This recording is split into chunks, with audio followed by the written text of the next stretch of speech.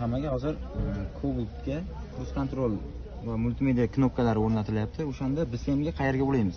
Qani yaqinroq olib keling. Mana BSMdagi yashil stikerdan mana shunaqa ushlaganmiz. Mana bosadigan knopkasi o'zimizga qaraganda o'ng tomonimizda mana ikkita bo'sh pin bor. Bu bo'sh pinlar mana ko'rinyapti. Bo'sh pinlar ichkari tomondagisi cruise control, tashqari tomondagisi multimedianiki bo'ladi. Unga cruise controlni knopkasini ichidan chiqadigan stikerni o'zidan mana bunaqa stikerchalarni chiqarib olib, o'shani mana buni chiqaramiz avval. Mana qizil nimasini salgina ko'tarib qo'yishimiz kerak. Mana shunaqa holatda ko'tariladi ozgina. Va mana buni tiqishimiz kerak orqasidan.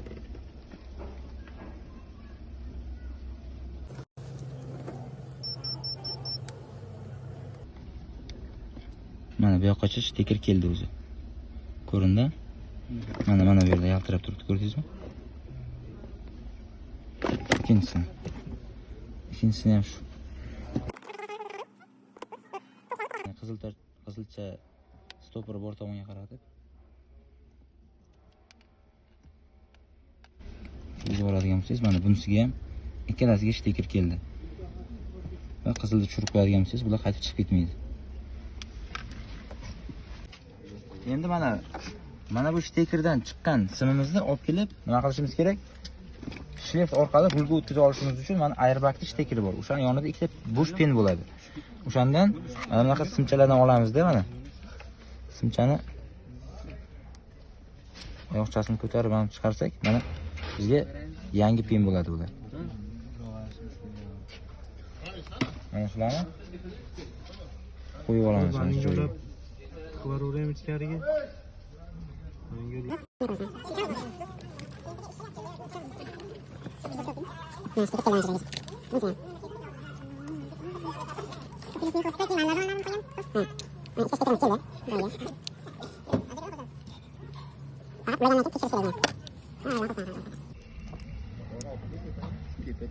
Stikerimiz zavodskiy holatga keldi. Ya'ni rul knopka qo'yilganda airbag simini kesmasdan, ya'ni airbagni buzib qo'ymasdan ulashtirish usuli. BSMdan multimediaga va cruise controlga sim chiqarib oldik. Multimedia va cruise control ishlashi uchun bizga endi plus ham kirish kerak mana shu joyga. Bu uchun stiker qolmadi bizda. Bunda nima qilamiz?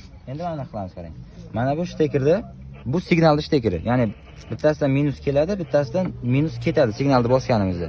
Ya'ni mana yashil simga minus beradigan bo'lsam, hozir signal chaladi mashina. Bunisidan signal kelib turibdi. Mana qilamiz. Ko'rdingizmi? Mana. Shunda mana buni kesib yuboramiz. Signalga massani ruldan olib qo'yaveramiz va mana bunga men plus beraman degan ichkariga chiqqan simidan plusni olib olaman kesib.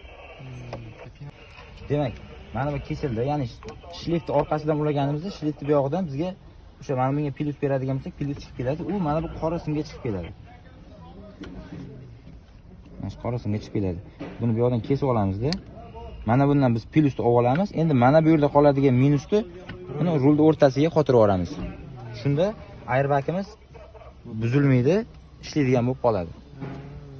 Endi mana bunga kirgizgan plusimizni qayerdan olamiz? Mana bu elementdagi aksisidan olamiz, ya'ni magnitofon положениясidan.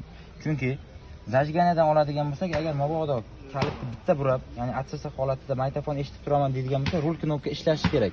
O'shaning uchun aksisidan olamiz. Tushundingizmi?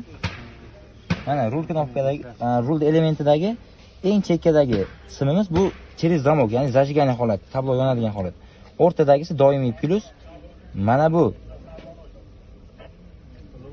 ikkita oq bu yoqda, qizil va nima, siyoh rang bu yoqda qoladi. O'rtadagi sim ikkita bu yoqda, ikkita bu yoqda sim qoladi. Bu aksisi bo'ladi.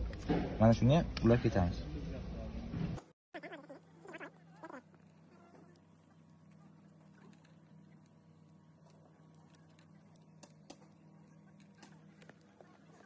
Rul knopkalarni ishlashligi uchun va signal ishlashligi uchun boya massani kesib tashlagandik, endi massani ruldan olamizda va mana bunaqa qalin qattiq sim bilan boltga shayba qilib yasab olamiz. Ya'ni bolt qattiq qotirsangiz ham, oddiy simda ulasangiz uzib oladi.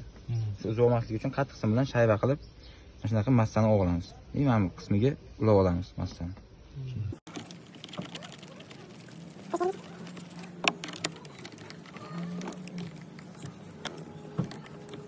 Ko'rsangiz mana qismga ulab ketaverasiz massani bo'ldi.